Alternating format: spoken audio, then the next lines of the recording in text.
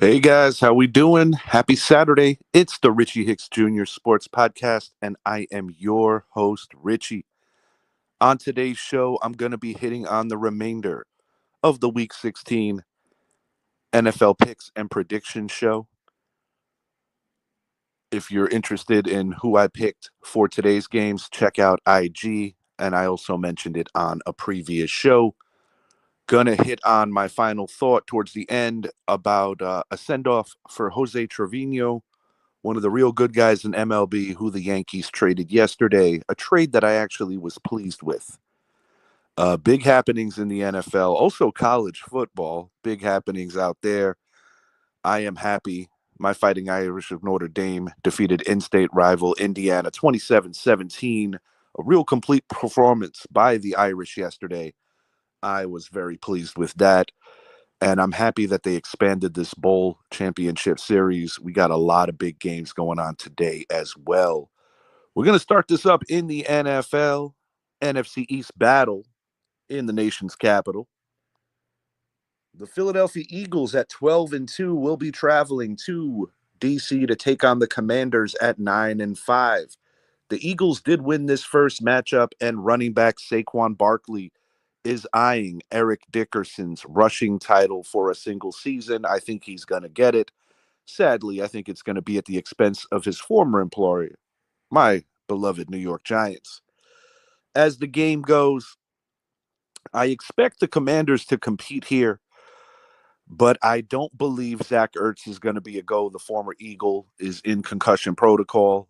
Got to take it slow and easy with that because he's going to be a big cog in their final stretch to hopefully for them make the playoffs.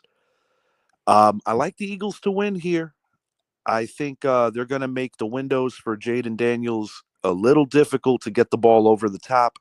Washington is going to have to rely on their running game and hope that Brian Robinson can open up the play action passes for Jaden, as well as using his legs to be a weapon. But on the other side, Jalen Hurts taking good care of the football, not doing anything overly spectacular. But last week, when the Pittsburgh Steelers took away Saquon Barkley as the primary option, A.J. Brown had quite the day. I do believe that Terry McLaurin is going to work very hard, but will still have one touchdown catch. I do think A.J. Brown will also hit pay dirt, and I think Saquon's going to have a big game. I have Saquon going for anywhere between 125 to 150 total yards, and I do believe that he will get vultured out of a touchdown by Mr. Hurts. The brotherly shove, the tush push, whatever we like to call it, it is one of the most effective plays in the NFL, and no one does it better than the guys in Philly. Got to give them respect where it's due. Give me the Eagles 31. Give me the Commanders 23. It will be a competitive game, but I think the Eagles' running game and just gradually moving the chains will tire out Dan Quinn's team. The Commanders are going to have to keep their eyes on the prize and make sure that they do not get complacent. Because, like, hypothetically, if the Cowboys should win out, obviously they have one more meeting with these Commanders. That can be a hairy situation, being that the Cowboys defeated them the first time. So the Commanders are not set in stone for the playoffs yet. Give me the favorites on the road. Give me, in my opinion, the best team in the NFC. And the Detroit Lions, who I'm going to speak on in a bit, are also going to have to step it up because they are in danger of not only losing the NFC North, but also the one seed in the conference. East Rutherford, New Jersey is the place. Los Angeles Rams at 8-6, leading their division right now at the 4-10 New York Jets. I believe this could be the last few games of the Aaron Rodgers era for Gang Green. It just did not work out. But I do think that Aaron will have some options next year. There is a possibility he might even find himself in the same stadium wearing a different color. I'm not saying that's what I want, but it's something that the Giants should at minimum consider. As the Rams go, winning a real ugly game last week in Santa Clara against the 49ers 12-6. Monsoon-like conditions, just a really tough place to throw the football and do anything offensively outside of the running game. And speaking of that running game, Kyren Williams has been running the ball at a ferocious clip. The Notre Dame product really doing a great job for the Rams. For fantasy hopes, because this is fantasy playoff week, things will get decided if I go to the finals. And Cooper Kupp is a big cog on a couple of my teams. I have him bouncing back this week. I'm still kind of deliberating if I'm going to play him or Tyreek Hill.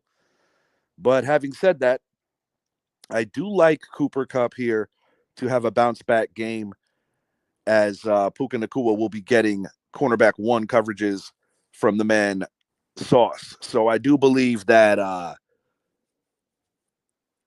Kupp has an opportunity to have a bounce back game. I do think this could be the kind of game early on where the Jets stay in it. Both offenses having to settle for field goals. But in the end, I like the Rams to win this thing. Give me the Rams 26. Give me the Jets 20. I think the Jets are going to compete. Aaron Rodgers has been playing a lot better, I do believe, to a level that it's to keep the eye on him for his next employer. I'm not completely ruling out that Aaron Rodgers might not come back. And I personally think he should come back to the Jets because they invested an awful lot in him. And I think he needs to pay back the organization by just playing better and seeing it through. Ever since Robert Saleh was fired, the Jets defense has really taken quite the hit. So I do think, despite the cold weather, the Rams are going to play a good game. And I expect Kyren Williams to have a big day yet again. Rams for the win by 6. Detroit Lions, currently the 1 seed in the NFC, but it is becoming a little uncomfortable as the margin for error is getting smaller, traveling to Soldier Field to take on the Chicago Bears. The Caleb Williams rookie campaign clearly has not gone as expected or as hoped for. The number 1 pick has had some highs, but sadly a lot more lows. And as the Bears go, ever since losing on that walk-off Hail Mary against the against the Washington Commanders, things have just kind of spiraled downward for this team. You know, they fired their coach. I don't believe their interim coach is going to be retained. But a name that could make sense for this team going into the new year could potentially be Mike Vrabel, as he is very good friends with Chicago Bears GM Ryan Poles. Something to keep an eye on there. In the first matchup, the Bears actually should have won the game, and that was ultimately the game that got their head coach fired. With poor mismanagement of the clock, I give about 70% of that blame to him and the other 30 to the quarterback, because the quarterback still has to know what's going on as well. Chicago Bears nursing a lot of injuries right now, as are the Detroit Lions. And the Detroit Lions, after losing running back David Montgomery for the season, Aiden Hutchinson potentially could be back for the NFC title game or the Super Bowl, as he's been going hard in his recovery. But I don't see any scenario where the Chicago Bears look better than they did the first time these two teams played. Jared Goff playing at a high level right now. Jahmyr Gibbs is going to be asked for even a bigger workload, which is good for one of my fantasy teams because he's going to be catching the ball as well as possibly getting 15 to 20 carries. They're going to do their due diligence to spell him. Absolutely do their due diligence to spell him. But the Detroit Lions are just too strong for this Bears team, and I don't think it's going to be close at all. Give me the Lions 34. Give me the Chicago Bears 13. I think it's going to be quite the ass whooping in this one for the season sweep for the Lions, as they will hold off surging teams that are looking to jump them, not only in the division, which would be the Minnesota Vikings, and that's going to be a big game coming up not too long from now. And of course, you have the Philadelphia Eagles, who, in my opinion, have the clearest path to the 1 seed. And I do think if Detroit's going to go to the Super Bowl, they need that home field advantage. But they've been showing some vulnerability lately. In the Green Bay game, their defense definitely gave up a lot of big plays. We saw what Josh Allen did to them most recently. And the week before Green Bay was the first Chicago game on Thanksgiving, a day that the Lions historically do not play well on. So Detroit Lions, definitely a lot of pressure right now, as they have been the best team in not only the NFC, but probably in the NFL for much of the year. But right now, as the margin for error is getting smaller, things are getting a little more stressful in the Motor City. The Arizona Cardinals, a team that is going to be very invested in what's going on in East Rutherford, New Jersey. They take a trip down south to Carolina to take on the Carolina Panthers. I expect cold weather too here, which might not be the most comfortable for Arizona to deal with. But I think the key to victory here, you got to hit him with a lot of James Conner. He's been playing very well. It's good to see him healthy. This is a guy who has struggled with yearly injuries. He's under the radar because you have all these other big name running backs, but he's having quite the year. I think Kyler Murray gets enough to get out of the pocket and make some plays downfield. I look for Marvin Harrison Jr. to have a decent day. He's been somewhat quiet lately. But give me the Cardinals for the W. I'm going to go Cardinals 27, Carolina 20. I think the Carolina Panthers are going to compete. Ever since benching Bryce Young and then bringing him back in, and then they beat the Giants overseas, they've kind of gradually gained more confidence. And I think this is a Carolina team that is not far from being competitive again. They need to have another good draft and just need to trust the process. I know I say that a lot on the show, but it's the truth. Carolina Panthers, I don't think are that far from being a competitive team again. Arizona Cardinals, as I already stated, definitely interested in making the playoffs, and their best route is by winning the West because they might not get in as a wild card. It is very congested in both conferences towards the bottom seeds. The Ohio battle sees the Cleveland Browns at 3-11 taking a trip to Cincinnati, taking on the greatest 6-8 team in the history of professional football in the Cincinnati Bengals. I feel so bad for T. Higgins, so bad for Ja'Marr Chase, and so bad for Joe Burrow, and also Zach Taylor, the coach. Looks like he wants to pull his hair out every week. This defense, while they did have a good fantasy day in Tennessee, I'm not going to give them that much credit. Will Levis, I think, is colorblind. He was throwing to the wrong uniform all day. Ultimately got benched in favor of Mason Rudolph. The Bengals offense is a well-oiled machine. This is a team that could score at will. If their defense was just a little better, that 6-8 could possibly be a 10-4. You know, that's the heartbreak and the frustration that this team has dealt with. But they still have a chance to get in. From a fantasy aspect, I'm hoping that the Browns offense really struggles as they have benched Jameis Winston. I don't see the offense doing better without him. Deshaun Watson, as many of you know, out for the year. Nick Chubb is dinged up. Jerome Ford will be getting the start here. Cleveland is always a team that has given the Cincinnati Bengals trouble.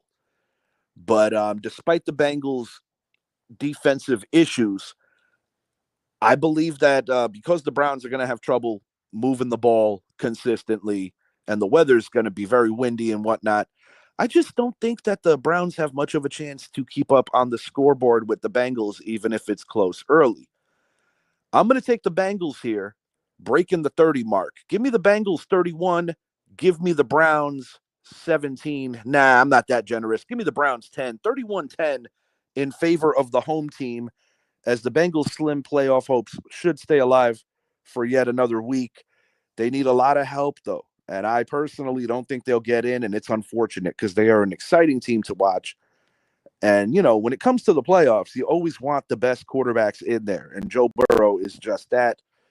He is among the top quarterbacks in the league this year. And under different circumstances would be an MVP candidate right next to Saquon Barkley, as well as Josh Allen. And Jared Goff, too. Jared Goff's putting up some mean numbers for the Detroit Lions. Got the less notables here. Not overly excited about some of these. Less if you're playing a parlay. The San Francisco 49ers, who are just dismantled, but I still have faith in that defense, particularly the secondary. Miami Dolphins missing Jalen Waddle. That's going to hurt. It could help. Could help Jonnu Smith. It could help Tyreek Hill in terms of fantasy value. Devin Achane due for a game. I think he's actually going to have that game here. However, I don't think Miami wins. There's something missing here, and it's bigger than just the injuries, things of that nature. And I'm going to say this right now.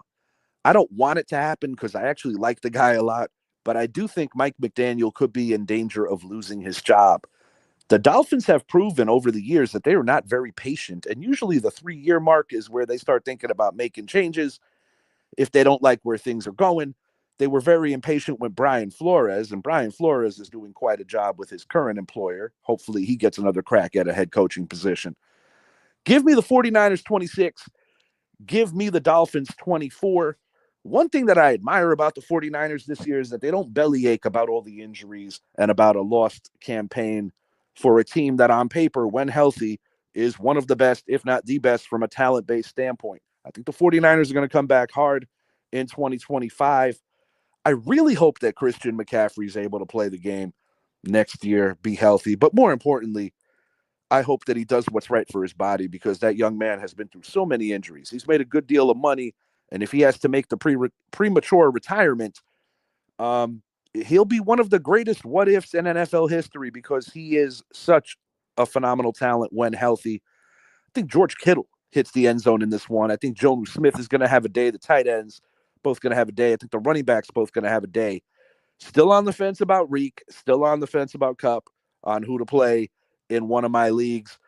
But Tyreek Hill, it's going to be a lot of volume going his way. I don't know if the results are going to be there. 49ers have a pretty good secondary. And as the other game goes, you couldn't pay me to watch this one. A lot of boredom here. But I'm taking the team that just has a little more talent. Indianapolis Colts by 8 over their division rivals, the Tennessee Titans. I have no faith in Mason Rudolph. However, Tajay Spears has been taking a bigger role in this offense. And in my other league, the Independence League, I am leaning at the moment towards starting Spears. My other options are 2 giant running backs because David Montgomery's out for the year. I should be okay, though, with Kyron Williams, of course. And it's always good to have Josh Allen. Sunday Night Football. We've got the Tampa Bay Buccaneers taking a trip into Arlington to take on the Dallas Cowboys. Sorry about that. That was just a little slow on my end. Sunday Night Football. Here we go. Tampa Bay Buccaneers in Arlington taking on the Cowboys. Cowboys are still alive, believe it or not. I made mention about the Washington game just a little earlier on. If Washington starts stumbling and Dallas could patch up some wins, they miraculously could still get into the playoffs. Sadly for Cowboy fans, I think it's going to be much of the same, an early exit if they are fortunate enough to get in. And it could be at the hands of a team that they really hate, the Philadelphia Eagles. It could potentially be against the Detroit Lion team who put up quite the classic matchup last year with the Cowboys. It could be the Vikings if the Vikings win the North. You know, that's not yet been decided. But I really don't know what the future holds for this Dallas Cowboys team. You know, they paid Dak the money. They paid CD the money.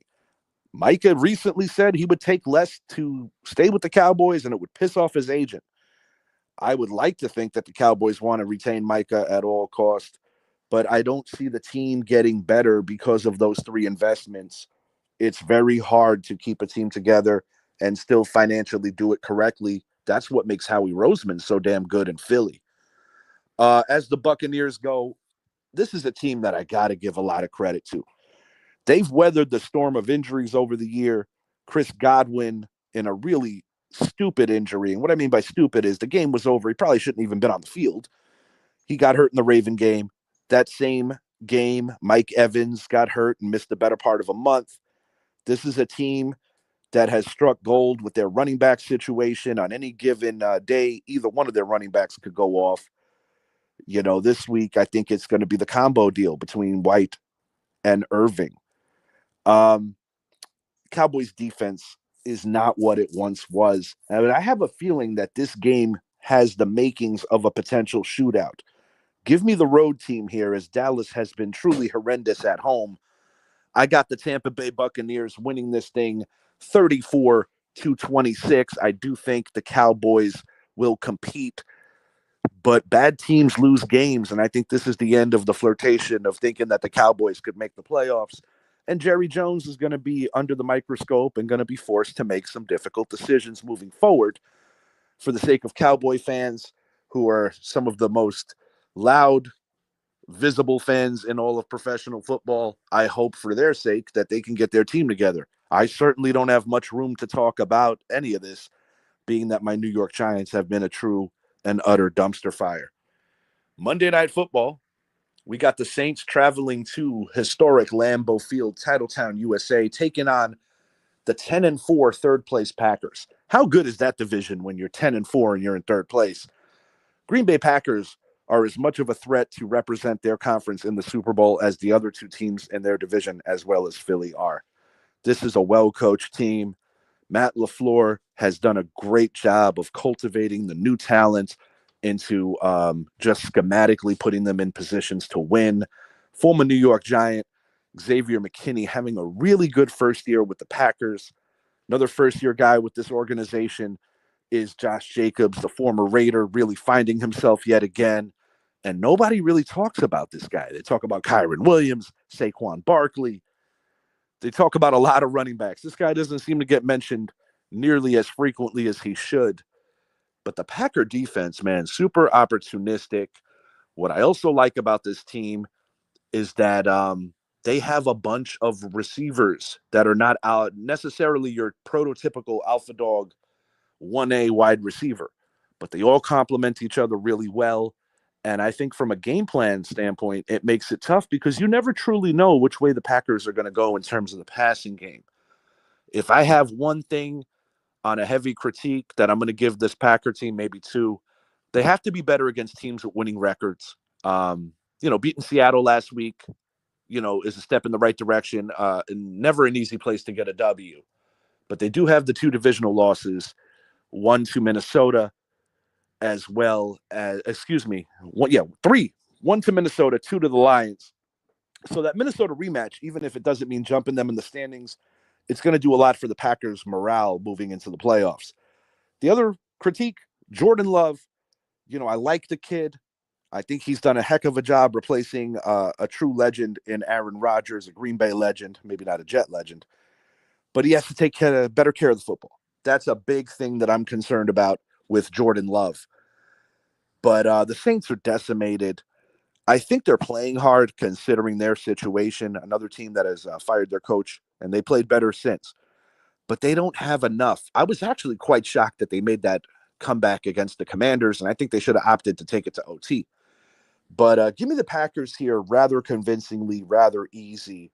I think the Packers are going to score a lot of points in this game.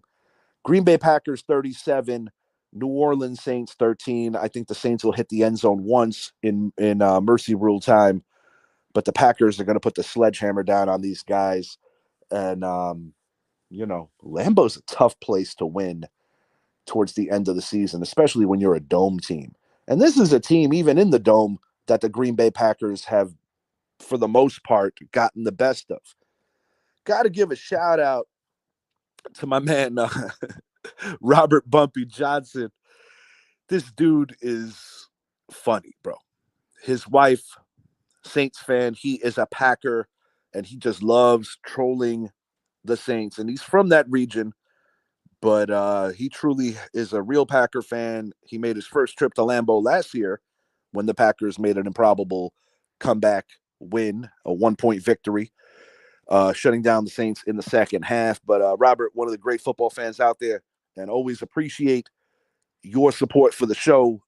And, he and I have had some discussions in the past about my father's profound love for this team. As many of you know, my father's been gone, unfortunately, going on 7 years.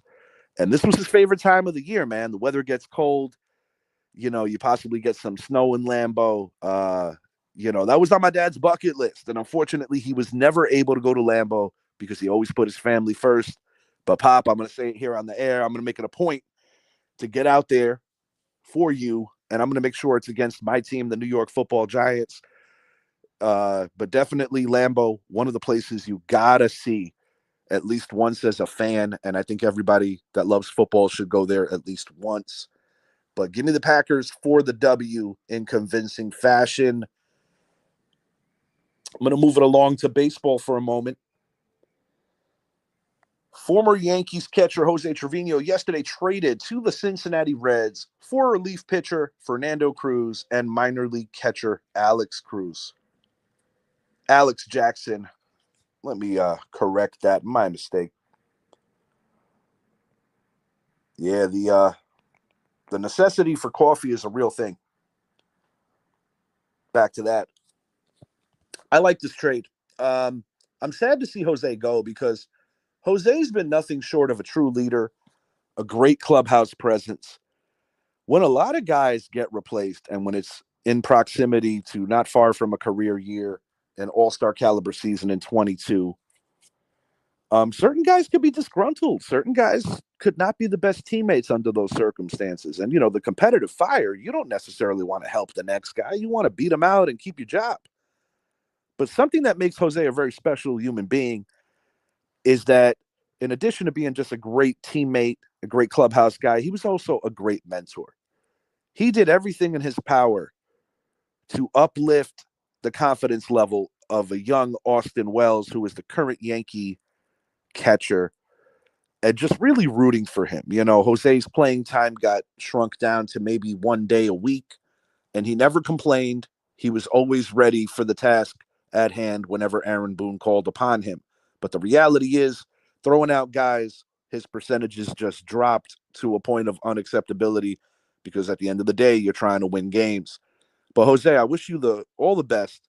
You were a really good Yankee and an even better human being. As the trade goes, I'm intrigued with Fernando Cruz. The ERA is not what I wanted to see, but we've seen other pitchers come into this Yankee organization and pitching coach Matt Blake really do his due diligence to help them change their mechanics and get those ERAs down to more respectability. And he joins a bullpen that is quite talented. You got Jonathan Loaizaga, you've got Jared Weaver, and you've got the recently acquired Devin Williams, who are all going to be your bridge there. That's the 7th, 8th, and 9th, most likely, unless if this team should go out and get a Tanner Scott. What I like about this kid is he has a lot of swing and miss stuff. Strikeouts are big in short inning, high leverage situations, and I think that Cruz is going to fit in really well. I'm not going to sit here and tell you that I know a lot about Alex Jackson, the minor leaguer. I don't.